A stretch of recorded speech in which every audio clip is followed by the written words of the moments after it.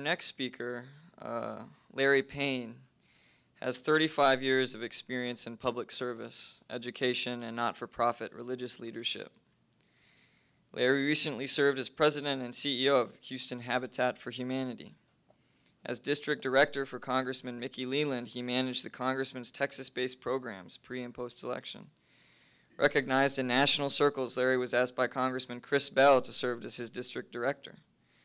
Larry's love to serve extends into leadership roles within the Roman Catholic Church and too many organizations to list here, including this one. He is a dedicated member of ISH's board, and we are so grateful for his service. Could you all help me in giving a warm welcome to Larry Payne?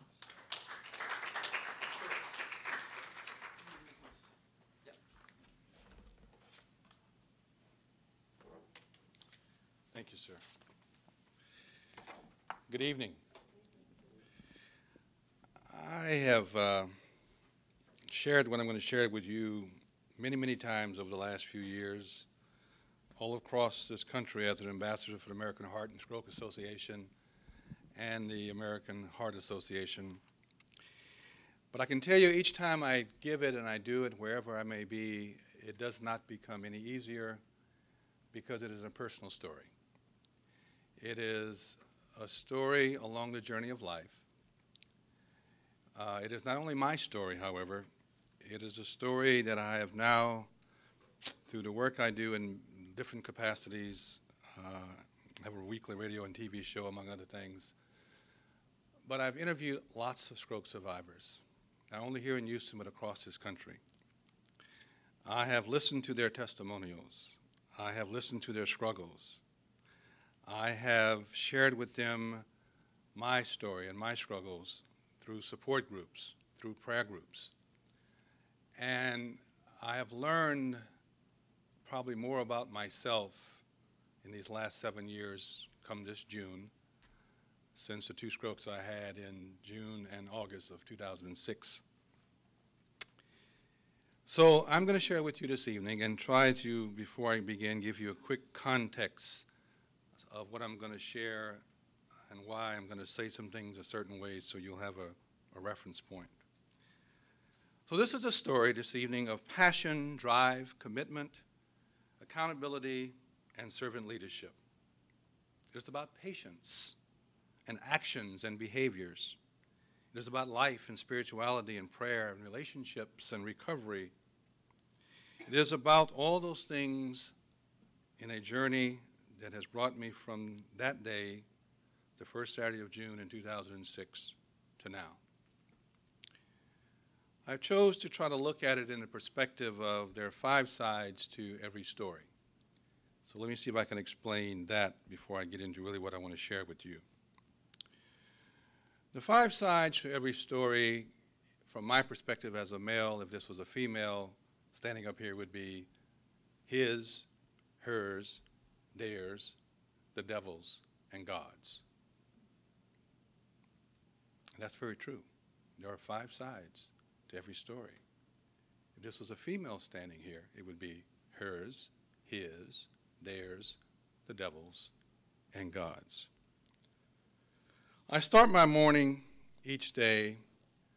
The problem with looking good on the outside, after stroke recovery and therapy for a long time, is that people assume that you're doing well because you look like you're doing well. You walk and talk again like you're doing well. But that's not true. It takes a lot of time in the morning, and so I rise early, to have the time to spend alone in quietness and silence and prayer and reflection, and to give the body a chance to connect with the mind once again to be able just to function. I had to learn that. I had to learn that. When I was recovering and doing my therapy at TIER, a good friend of mine who's an Episcopal priest here in the city brought me this prayer from the Book of Common Prayer, which has become my prayer that I recite every morning. It goes like this. This is another day, O Lord. I know not what it will bring forth, but make me ready, Lord, for whatever it may be. If I am to stand up, help me to stand bravely. If I am to sit still, help me to sit quietly. If I am to lie low, help me to do it patiently. If I am to do nothing, help me to do it gallantly. Make these words more than words, and give me the spirit of your love. Give me the spirit of your love. As I mentioned earlier, 7 years ago, almost to the day, come the first Saturday of June, I was finishing a lecture at the University of St. Thomas, my alma mater, on servant leadership and social justice. I was walking across the campus from the building I was speaking at to the parking garage and just keeled over. No warning signs, no nothing, didn't have high blood pressure, didn't have high cholesterol. I was running Habitat for Humanity at the time. We were going and blowing, building homes all over here in Houston and the greater Houston area. And then the hurricanes came, both Rita and Katrina, so now I'm building homes not only here in Houston, in New Orleans, in the Gulfport, Mississippi area. And so you're raising money every day of the week, you're building homes on the weekend, you carry a set of clothes in your car so you can go make a pitch to somebody's church, parish, temple, synagogue, or mosque on Friday, Saturday, or Sunday for more money. Then you put your overalls and your blue jeans back on, you pick up your hammer, and you go build, because we always build every weekend. So you're doing that, and you're doing it with something you have passion for that you love, never realizing that it's about to perhaps take you out. But I was blessed. I was found relatively soon after I fell out, knocked my head out on the concrete, had a concussion on top of all of that, by Deacon Joe Rubio, some of you may know at Catholic Charities, who just retired. Joe Rubio was going the same route to the parking garage as I was, and he found me. And thank God that he did. Now that famous 3-hour clock is running, at the University of St. Thomas, laying on the ground. The ambulance that picked me up from Station 16 is just down the street from Richmond. Richmond is not too far from the medical center. So the clock is working. Well, there's only one problem. There is a form that must be signed before they give you the magic drug, that TPA, within the 3-hour window. It can only be signed by a husband, wife, father, mother, sister, or brother. Well, you got to find those people, because the hospital won't give you the drug without it. Liability, insurance issues, et cetera, et cetera. So one of the first lessons I've been imparting to people around the country is that we must all have a medical power of attorney. The only people who have it right now or who made to have it are people in the military. Not the one that you have for your legal, physical, financial affairs, not that power of attorney, medical power of attorney. So everyone has to have that, which most of us do not. So I'm moving along, trying to figure out what's to do next, and I go from the ambulance ride to now in the emergency room under the bright lights. By the way, both of those experiences are highly overrated, the ambulance ride and waking up under the bright lights. If you can avoid either one of those in your life, please do so, because they're highly overrated. But I'm moving now to the her part. The her part was this nurse. Now, when you're in an emergency room, you got many people attending you, nurses, doctors, all kinds of people. You're going out of consciousness under the bright light, so you're not really figuring out what's happening. But there was this one nurse who, when she touched my arm, there was a difference, as almost an angel and God was speaking to me, telling me I'm going to be okay. Her touch was electric. Her touch was lifting up. Her touch was unconditional love. Her touch was something I have never felt from another human being in my entire life, just when she held and touched my arm. More about that nurse later. Theirs. His, hers, and now theirs. Well, I get out of the hospital. I get away from intensive care and from the hospital room, and now I am faced with recovery. I was partially paralyzed on my left side. I would walk and talk again, so I ended up going to speech therapy and therapy at TIER, 5 days a week, 6 hours a day, for a year. And that's where the dare comes in. This other human being who's now in my life, called the therapist, who I had come to hate with every fiber of my being and my body. I've never had anybody push me so hard. I've never had a pair of hands and from another human being, male or female, that was as strong as this woman's hands. Because, see, in the second stroke, and I only had it, the first one, I had a second one 3 months later in August when I blacked out at the top of the stairs, the home I was living in at the time, and went 30 steps head over heels and crushed this left arm. I didn't break it. I crushed it. There were no bones to reconnect, so they rebuilt it, metal parts here, metal parts here, metal part here. So I'm doing the therapy, the speech therapy. I'm doing the therapy from the first stroke, and now I'm having to do the therapy to rehabilitate the arm. I came to hate that woman, but I came to love that woman. Because if it was not for the relationship and the bonding that we did, I would have never been brought back. She literally brought me back. She literally brought me back. To the point where I could even start using a little scooter. I moved to the apartments next door to Tier that used to be on the corner of Buffalo Speedway and Richmond. I moved to the apartments that just opened on that corner, 3600 Richmond, so I could be close to my therapist and my therapy, so I could get to the point where I could wheel my little scooter down from there to therapy every day. And then the next thing happened. 5 sides to every story. I've told you about a little bit about his, hers, and theirs. Now evil, the devil. What they don't tell you, and I've been in a lot of arguments with the medical profession, not only here, but American Heart Association in Dallas at their headquarters and all the conferences they've had me do, and with my friends here in the Texas Medical Center. They tell you when they release you from the hospital, particularly after a stroke, and I'm sure with heart attacks and everything else, that we just want to give you a heads up, you might experience a slight bout of depression. They need to stop lying to people. They need to tell you, in all likelihood, you will experience some depression. That depression may be very severe, because that's what happened to me. I'm one of the most positive, optimistic persons I know. To reach the level and the depth, of the depression that took me over during my recovery and therapy period, I never would have known that I, who have a prayer life, I, who have a relationship with God, I, who've been in seminary, I, who was a hospital chaplain, I could go so low and sink to such a depth of depression that the voice that I started hearing every day was not the voice of God, but the voice of the devil. Just like another human being was talking to me, speaking to me.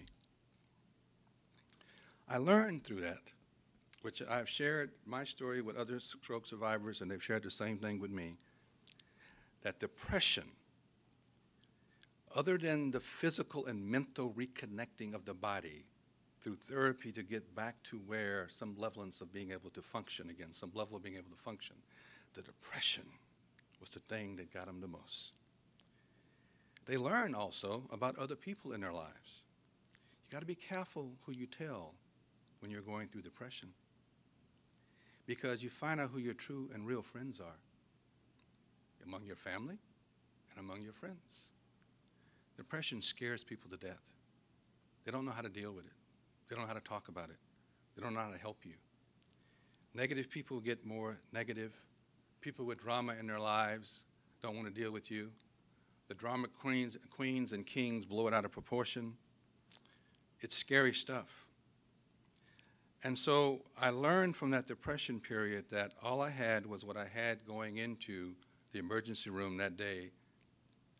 From the day I was walking from the campus to the parking garage, is my own inner spirit, my own inner God, my own inner prayer life. So I had to once again call upon that.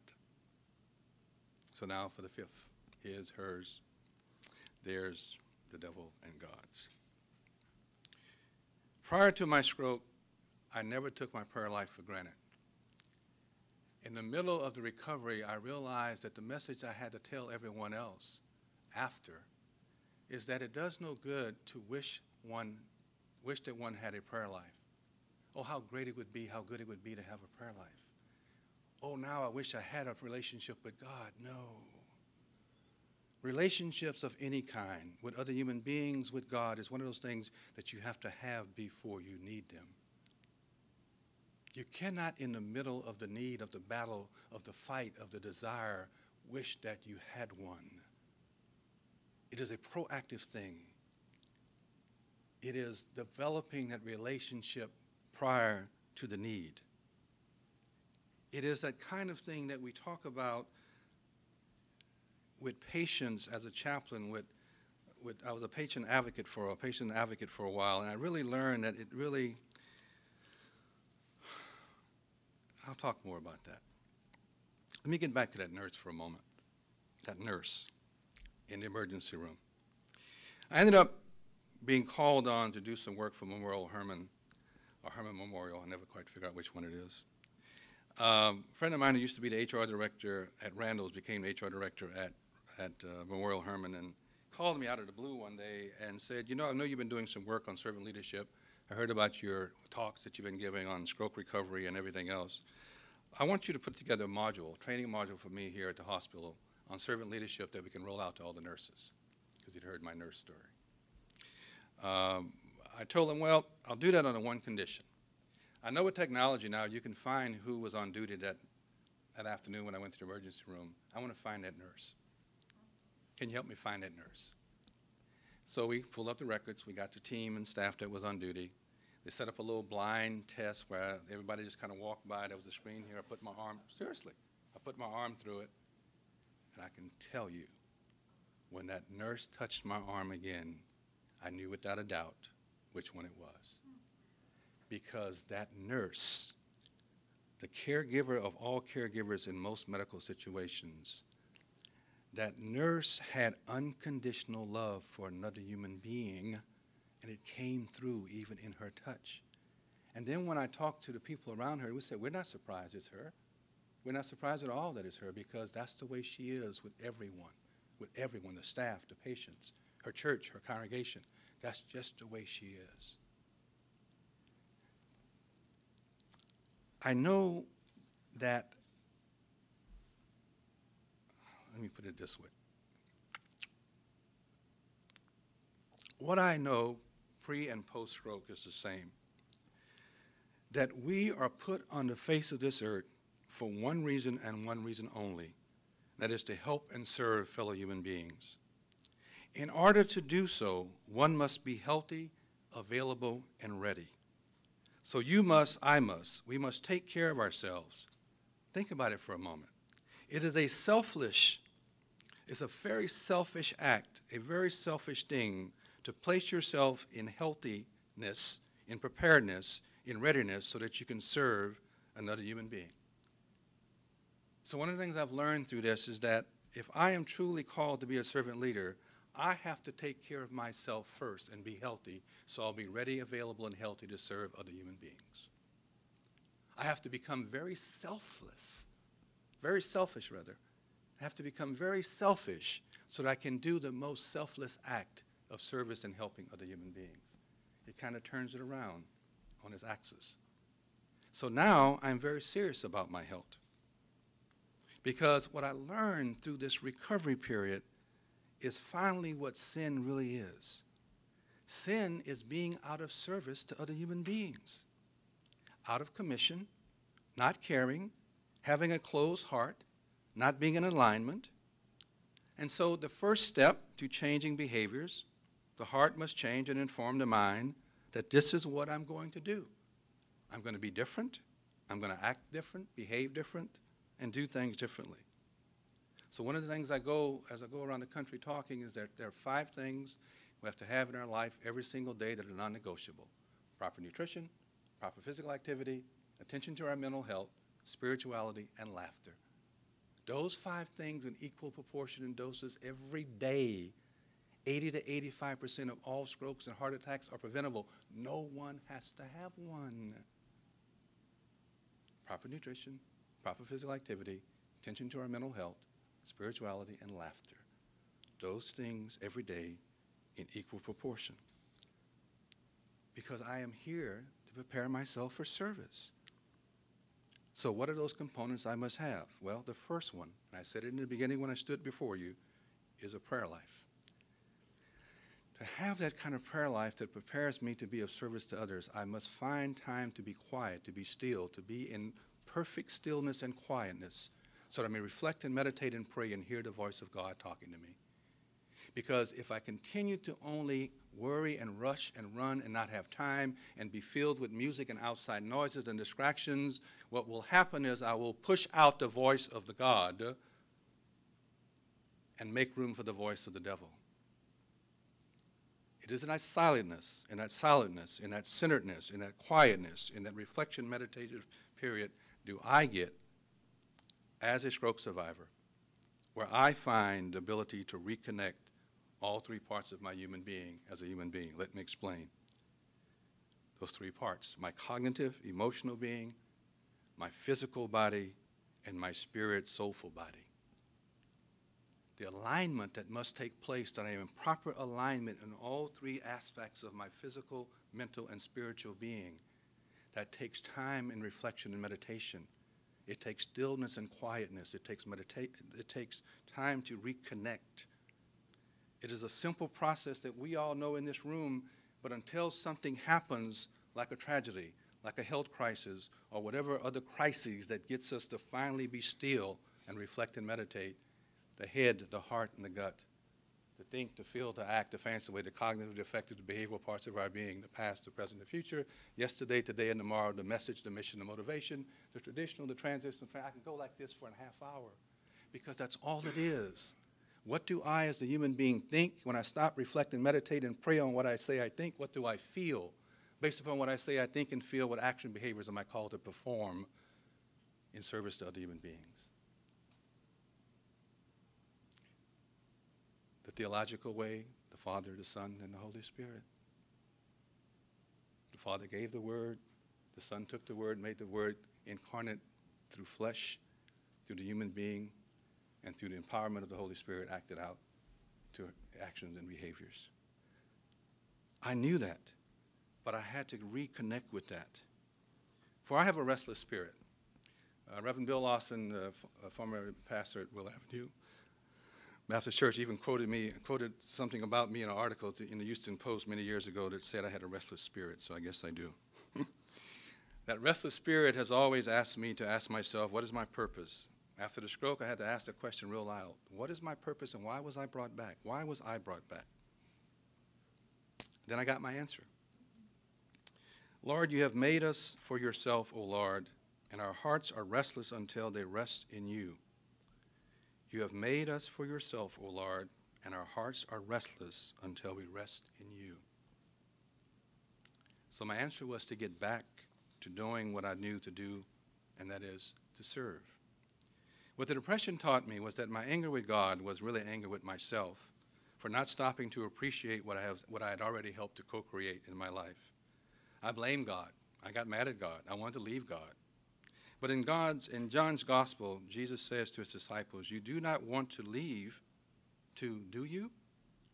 Lord, to whom shall we go? So I had to go back and return to God and develop that relationship that I thought I had in a deeper way. I had to understand that the unconditional love that I was seeking is a two-way street. To be able to get it, you have to give it. To receive it, you have to get it. To get it, you have to receive it. To receive it, you have to give it. And so it goes, and so it goes. I found that the most powerful way to deal with anxiety and depression was to pray and read and study. I found that self-talk, you are loved, you have a purpose, was the most important thing because the devil in one ear kept trying to talk to me, so I had to have this other ear that talked to me much louder than the devil's. When you talk to God, I found out what I already knew but I forgot. When you talk to God, God talks back. But you got to talk to be able to get the back talk. God's action in my own brokenness and darkness led me to understand that prayer once again was the peace that enabled me to be able, was the peace that enabled me to be empowered, was the peace that enabled me to be empowered again by the Holy Spirit to fight the devil and to fight my depression and to fight, not through words, but through action and behaviors, my own recovery and make it possible. So what I learned was to be able and respond to the possibilities for grace and love presented to me in moments of hope and in my darkest hour was my greatest gift. That in the midst of it all, In the dark night of the soul, I received my greatest gift. That gift again was to be able to respond to the possibilities for grace and love presented to me in moments of hope in my darkest hour. A gift was given to me. A personal connection and feeling that God was active in my recovery. So I learned not only in times of despair and depression, but also in abundance, we must have that prayer life. The tasks that therefore it seems to me of human existence are only three. It's been the same three since the beginning of time, but we forget and we get away from it. They are to praise God, to reverence God, and to serve God. It has always been those three. It has always been about what we do, not about what we do, nor how we do it, but why we do it. It has never been about what we do or how we do it, but why we do it. We do it in service of God. We do it with the mindfulness and intentionality of history, of our heroes and our sheroes. We do it with mindfulness and intentionality, aware of who our walking and talking living generations are now. And we do it for those yet waiting to be born. That's why we serve. We do it for all of those things. And we do it in the sense of those shared sacred moments of being truly caring human beings, truly caring human beings. We do it with trying to make sure that we tell people every day, I love you, I am proud of you, I forgive you, I am grateful for you. The essence of human beingness is to be able to give the unconditional love. For after all, life is for service. And life really means this, L-I-F-E, living in full expectation of change. Living in full expectation of change. Because it's going to happen. But am I prepared for it? I can't stop it. It's going to happen. But am I prepared for it? I can't stop it. It's going to happen. Am I ready for it? Whatever that change may be. Live in full expectation of change. Learn to listen not only with our ears, but with our hearts. I end this way. The why. The why. Remember again, it is not about the what nor the how, but the why. It has never been about the what or the how. It has always been about the why. Why do you serve? Why do you love? Why are you called to serve? For in the end, when the ambulance ride comes, the final one, and the big lights that we're laying under and we don't wake up from, there will be only one question asked. Did you help? Did you serve the least, the last, the loss of my and your fellow human beings? Because it's always about the big question, why am I here? Why was I brought back? Why must I be ready every day to not only show up, but to stand up and to speak up for other human beings in service of other human beings?